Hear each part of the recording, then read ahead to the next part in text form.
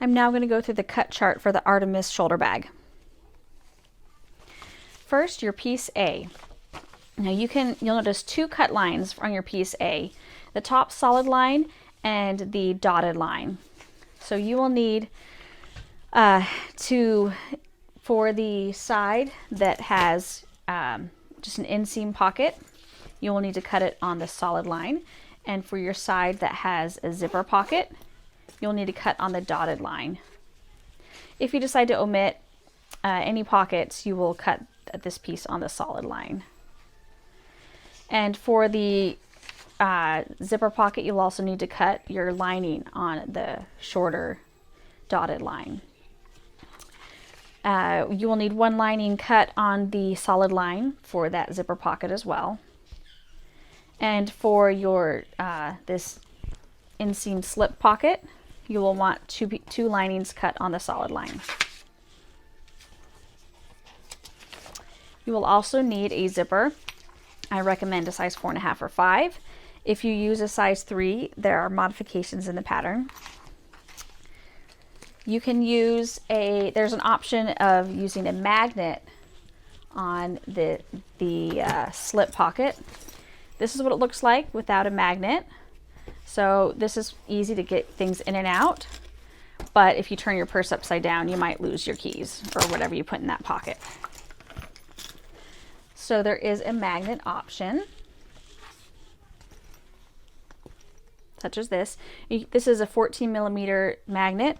You can also use an 18 millimeter magnet, and you'll see there's an option of using a vinyl square here to reinforce your magnet, and I will give instructions on that. You can also use an edge magnet.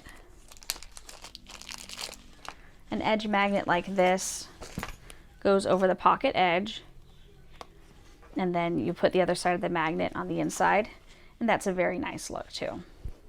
And there are instructions in the pattern on how to do that.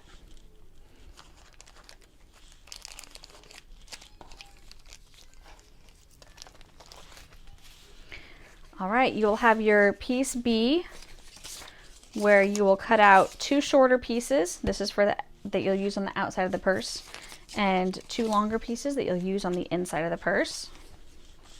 Also, the cut chart in the pattern has all of these rectangle pieces, and you can print, and there's instructions on how to print out just all of the pattern pieces, or just the pattern pieces that aren't rectangles.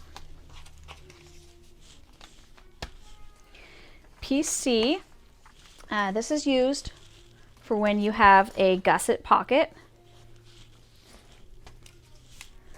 Piece D as well. These are cut, these become the pockets right here.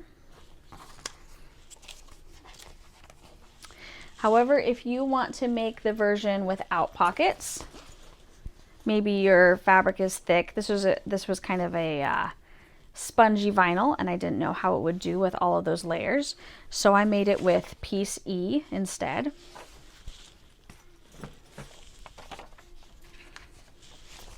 Piece F is the base, and it's also recommended that you cut out a piece of Peltex, or I'm going to use foam for this bag, or Decoval, or something that will help give you a little bit more body on the bottom of the bag. See, this looks nice and smooth with Peltex on the bottom.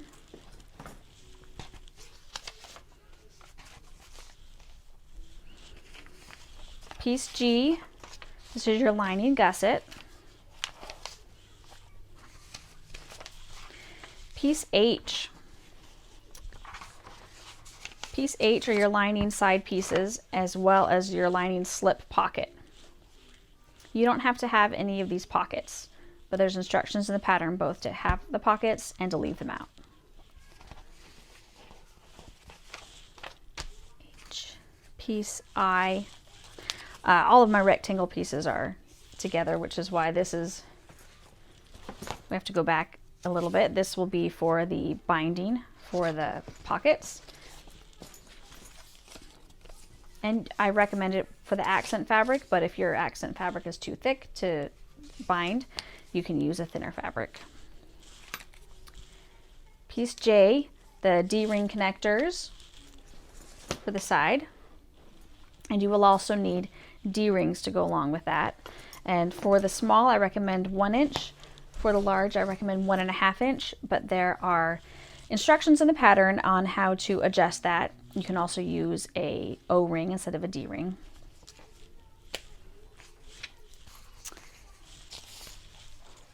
Piece K is the pocket binding for the slip pockets.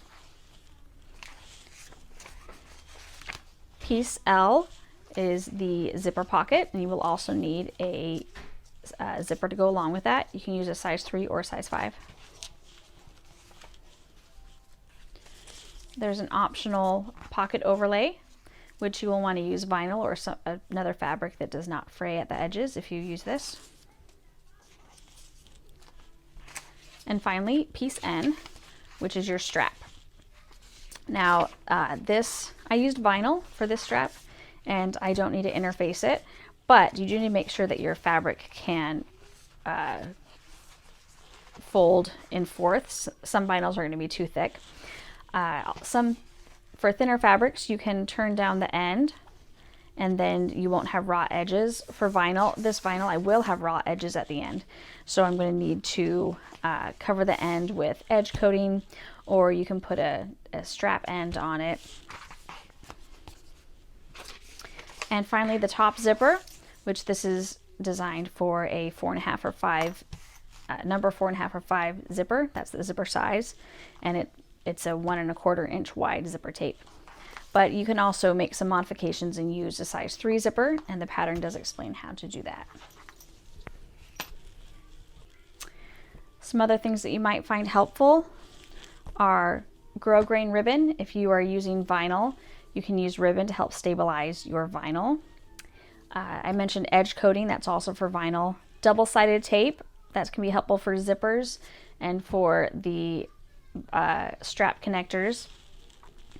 And sewing clips are very helpful when sewing a bag.